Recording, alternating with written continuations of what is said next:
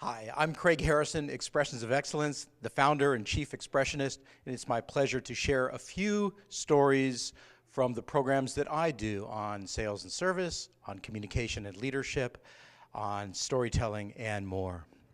There's a special kind of a meeting called the brainstorming meeting. And believe it or not, brainstorming has rules. People say, rules in brainstorming? It should be like improv, no rules. But of course there are rules in improv. And there are rules in brainstorming. Now, I can best exemplify some of the rules by sharing a true story. It happened early on in my career. I had been hired at a software company, and it was my first meeting, which coincidentally was a brainstorming meeting. I was the new kid on the block.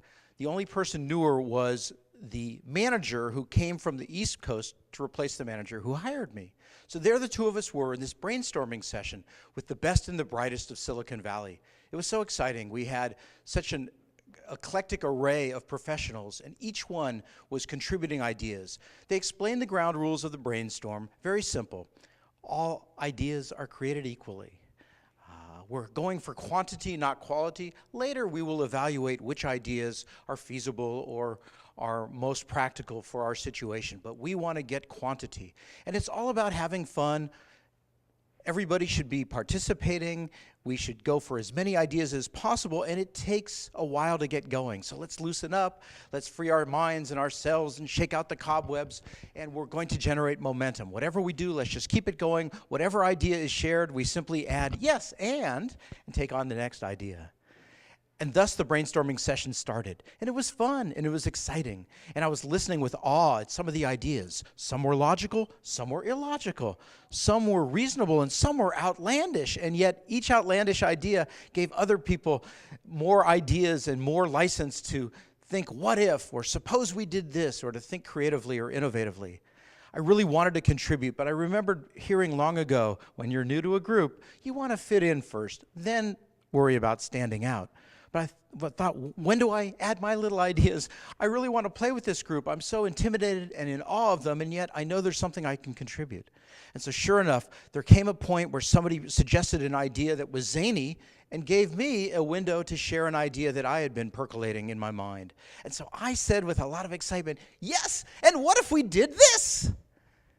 And 14 people turned back and smiled at me, and yet before anybody could say anything, my manager from the East Coast said in a very loud and authoritative voice, well, that will never work. Oh my gosh. Thud. You could hear a pin drop. You could hear my heart being crushed. She had defeated me, deflated the energy in the room, all with 4 words. That will never work. I don't think she planned it. I just think she was being herself. She was practical. She was logical. She was the responsible one. She was the president, essentially, of this idea group. She was the manager.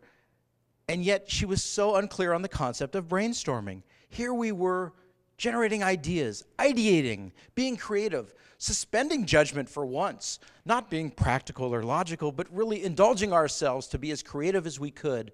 And there she was, raining on our brainstorm. Or to put another way, we're brainstorming and she leaves a brain fart.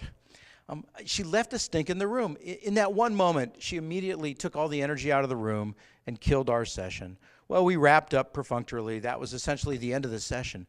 But it reminded me that whenever we are brainstorming, you've got to help people get clear on the concept. You've got to encourage them to just let it fly, to not be self-conscious, to not be judgmental. Whatever the idea, greet it with yes and, which is one of the important precepts of improv that really is important when you are innovating, when you are being creative, when you're trying to think non-linearly. You know, lateral thinking is not naturally done by a lot of us.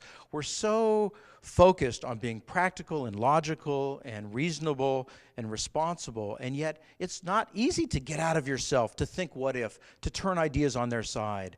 That's what improv helps you do. That's what brainstorming is all about.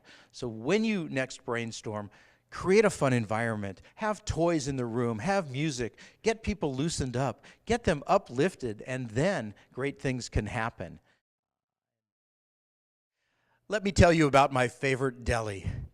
It's Genova, or as they say in the old country, Genoa.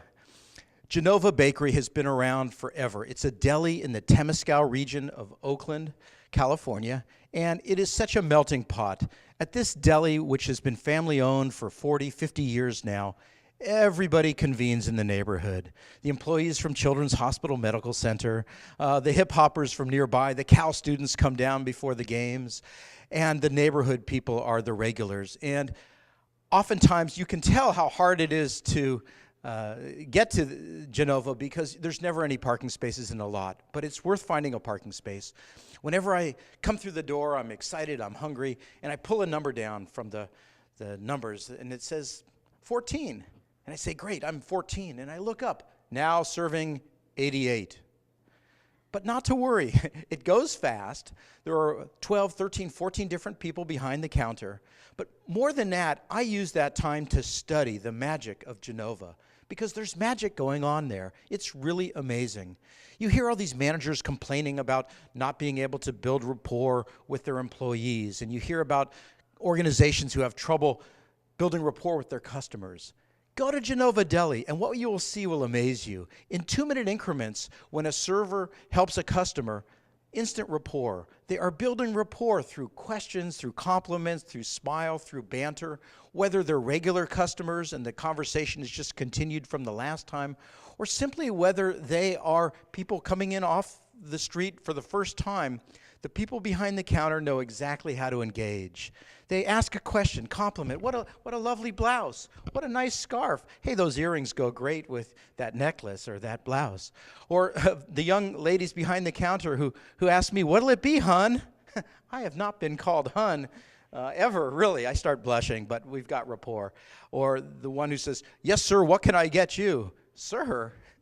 Well, anyway, what's really interesting is that regardless of who takes your order, they all make your sandwiches with care, with love. They take an interest in you. It's a pleasant experience. And then there's Jake. Now, I've been coming to Genova for many, many years, and it really doesn't matter who makes my sandwich, except there's Jake. Jake's a little different than everyone else. How do I describe it? Well, Jake is methodical. Jake is deliberate.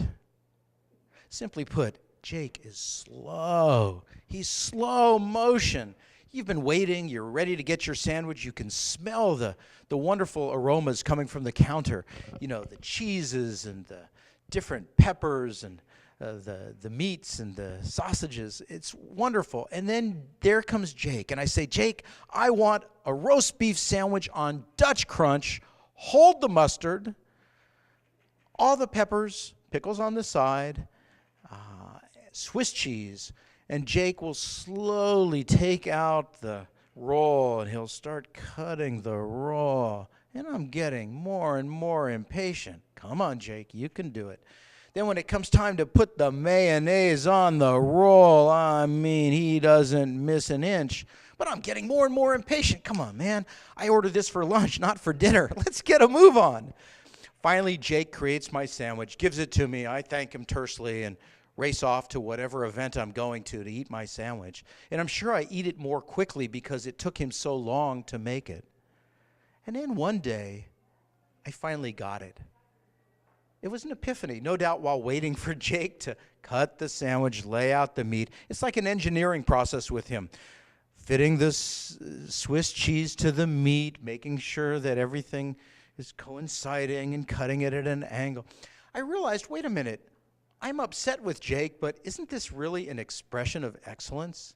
Isn't this exactly what I talk to people about and get paid to teach other people to do, to express your excellence regardless of what it is? Whatever you are working on as a professional, take pride in it. Work on that last 1%. It's not about quick and dirty. It's about whatever your piece of art is, being proud to be able to sign it and to let the world see that which you have created.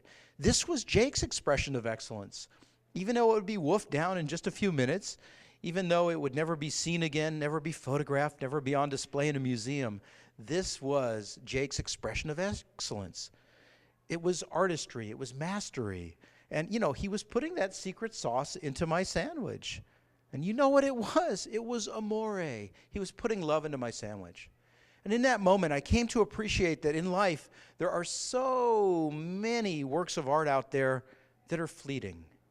They're transitory. They're almost illusory. They're here one day, they're gone the next. Or even here one moment, gone the next. If you think about performances, yes, we can videotape them, we can YouTube them, we can archive them, but they're live, they're in the moment, and that could be it for that piece of art. Now, I think about people at the beach who build these amazing sandcastles to show their kids, and a big wave comes and wipes it out. Or I think about the people who carve ice sculptures, and they're magnificent as long as the refrigeration is there, and then eventually they wear out.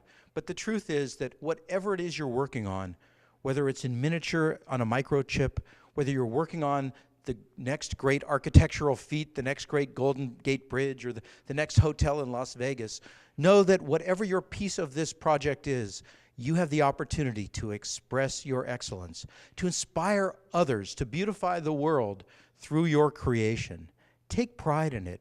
Focus on that last 1%, and know that your expression of excellence will be appreciated by all. You may get a thank you note in the mail, you may not. You may get a shout out from a dignitary or a professional or even the President of the United States, or you may not. But just know that there's greatness in doing great things, if only you know and nobody else does. I salute you and I celebrate your expression of excellence.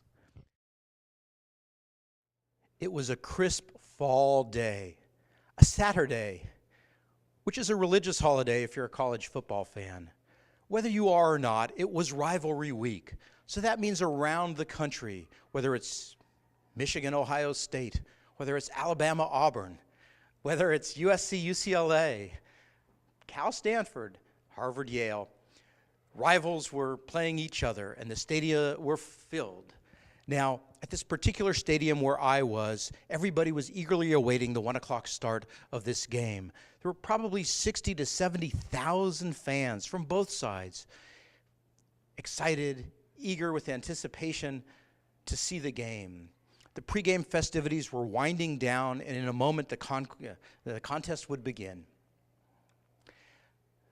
Some dignitaries were brought out to the midfield area, and the public address announcer asked everybody to please rise for the singing of our national anthem, that day to be sung by a great operatic star. She was accompanied by her family, her husband and her daughter of about 4 years old came out, and they stood behind her, and the microphone was there on the mic stand, and other dignitaries from the universities were there, the color guard, of course, with the flags. And as the opera star approached the microphone, ready to sing the national anthem, she detected that the microphone was not working. She motioned, stepped back, and the sound techs came up and examined the microphone.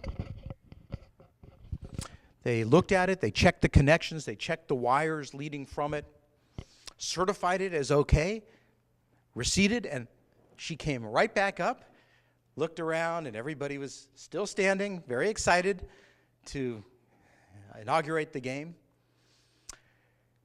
She took a deep breath, she started to sing, and nothing came out. And now she stepped back, her body language betrayed her frustration. She looked around, she made a face. Now that everybody was murmuring, all the dignitaries were uncomfortable, starting to pace, and the sound techs were looking at each other, what were they going to do? And they raced up and they started to examine the microphone again, the mic stand, the cables. A couple of them are getting on the walkie-talkies and they're talking to each other, furiously exhorting each other what to do. How are we going to fix this? There's an anthem to be sung and a game to be played. Luckily, there was no flyover that day. But it was very interesting because now she's thrown off her game. The crowd is visibly restless. You can hear the restlessness of the crowd. And then it happened. Her daughter was there, probably 4 years old, a little replica, a miniature of her mother, matching outfits. And the daughter was looking at all this, watching all the activity going on, watching her mother upset. It's hard to know exactly what the daughter knew and what the daughter didn't know, but she strode up past the microphone, looked at everybody, raised her hands, and even though we couldn't hear her, she started singing the national anthem. And people caught on. oh my gosh, the audience started to join her in singing the national anthem. First the section right in front of her, then the sections around her, then the people behind her. It was kind of like the wave, only better. The entire stadium suddenly was unified by this 4-year-old girl who was singing the national anthem without a microphone, but full of histrionics, full of body language and a lot of panache, and the audience was responding. In all the years I've been attending sporting events at the college and professional level, I don't think I've ever experienced that kind of applause that 4-year-old girl got. I mean, it was remarkable. And I remember at the time thinking, wow, that's something you don't see every day. And I was so inspired by her because I thought that example brought home the point better than any witticism or quote or admonition or list of top 10 ideas could, that for those of us in leadership, whether we are leaders, aspiring leaders, emerging leaders, it's so true. It doesn't matter where you sit, where you stand, where you speak. You can lead from wherever you are. Think about it. You don't need the title. You can be a leader without portfolio. You don't have to have been born into the Rockefellers or the Kennedys or the Rothschilds. You don't have to have founded a Fortune 50 company or have won a great war to be a leader. Every day, around the world, there are people without title who are seeing a need and filling it, who are anticipating a leadership void and stepping up to answer the call. The world is full of servant leaders who are unpaid and who put themselves at the service of others to benefit the group. I look around this room and I see servant leaders, and it's just so interesting. We can hem and haw about the title and the salary and the job description, but the truth is that there are so many opportunities to lead where it doesn't matter what your resume says. It doesn't matter who you understudied with. If you've got the skills, if you've got the courage, if you've got the belief in yourself, you can do it. And the world needs you. We don't just need you in the Middle East, we need you in the Midwest. We don't just need you in the inner cities, we need you in every community in which you find yourself. There are opportunities to lead. We need you leading as students.